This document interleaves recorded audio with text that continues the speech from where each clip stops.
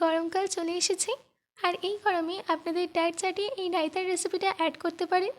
এই রায়তাটা বানানো খুবই ইজি ও এটা খেতে খুবই টেস্টি হয়। এটা আপনারা বাড়িতে থাকা উপকরণ দিয়ে বানিয়ে নিতে পারবেন। তো চলুন বেশি দেরি করব না, শুরু করছি আমার আজকের এই সহজ রেসিপি। হ্যালো ফ্রেন্ডস, আইপিনি কুক উইথ মিনুতে আপনাদের সবাইকে স্বাগত। এই রেসিপিটা বানানোর জন্য সবার প্রথমে আমি এখানে নিয়েছি দুটো শসা। এবার শসার খোসাটাকে একটা পিলারের সাহায্যে ছাড়িয়ে নিতে হবে। সম্পূর্ণ শসার খোসা ছাড়িয়ে নেওয়া হয়ে গেলে শসার সামনের আর পিছনের অংশটাকে কেটে নিতে হবে। তারপর একটা গ্রেটারের সাহায্যে শসাটাকে গ্রেট করে নেব। গ্রেটারের বড় হোলটা দিয়ে শসাটাকে গ্রেট করে নিতে হবে। দেখুন আমাদের এখানে শসা গ্রেট করে নেওয়া হয়ে গেছে। এবার একটা বোলের মধ্যে আমি দিয়ে দিচ্ছি 1 কাপ টক দই। টক দইটা দেওয়ার পর একটা চামচের সাহায্যে টক দইটাকে ভালো করে ফেটিয়ে নিতে হবে।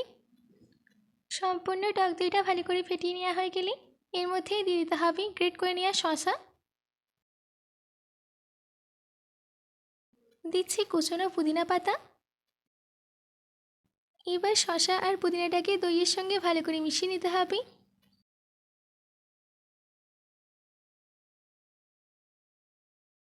শসা আর পুদিনাটাকে ভালো করে দইয়ের সঙ্গে মিশিয়ে নেওয়া হয়ে গেছে। এবার আমি এর মধ্যে অ্যাড করে দিচ্ছি 1 চামচ গোলমরিচ গুঁড়ো, 1 চামচ লঙ্কা গুঁড়ো, 1 চামচ ভাজা জিরে গুঁড়ো, হাফ চামচ বিট নুন।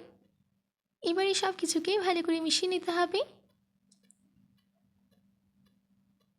ভালো করে মিশিয়ে নেওয়া হয়ে গেছে। এবার একটা তরকা রেডি করে নিতে হবে। তার জন্য একটা তরকা প্যানে আমি 3 চামচ সরষের তেল গরম করতে দিয়েছিলাম। এবার এই গরম সরষের তেলের মধ্যে দিয়ে দিতে হবে 1 চামচ সরষে, দুটো কাঁচা লঙ্কা কুচি।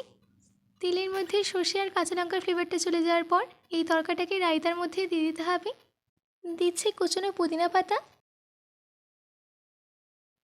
এবার তরকা আর পুদিনা পাতাটাকে ভালো করে রায়তার সঙ্গে মিশিয়ে নিতে হবে। ভালো করে মিশিয়ে নেওয়া হয়ে গেছে। এবার এই রায়তার মধ্যে একটা ফ্রুটি ক্রাঞ্চি টেক্সচার আনার জন্যে দিয়ে দিচ্ছি বেদানা।